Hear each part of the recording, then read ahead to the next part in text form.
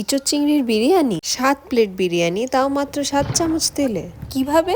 চলুন দেখি। প্রথমে এঁচড় আর আলু সেদ্ধ একটা ছোট্ট পাত্রে 7 চামচ তেল একেবারে দিয়ে দেব। তারপর সেই তেলে আগে থেকে সেদ্ধ করে নুন হলুদ মাখিয়ে রাখা আলু ভেজে তুলে নেব। তারপর সেই তেলেই বেরেস্তাটাও ভেজে নেব।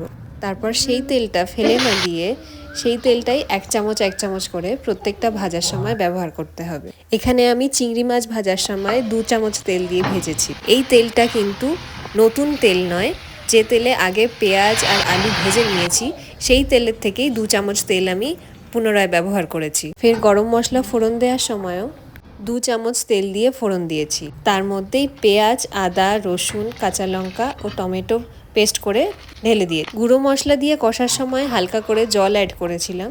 তবে খেয়াল রাখতে হবে মশলাটা কষানোর সময় জল দেওয়ার আগে কম আঁচে রান্নাটা করতে হবে, যাতে মশলাটা কখনো পুড়ে না যায়। তারপর আরও যদি একটু তেল থেকে যায় সেটা বিরিয়ানির ভাত সাজানোর সময় উপর থেকে ছড়িয়ে দিতে পারেন। এবং আমি তার সাথে এক্সট্রা 1 চামচ ঘি দিয়েছি। বিরিয়ানি রেডি।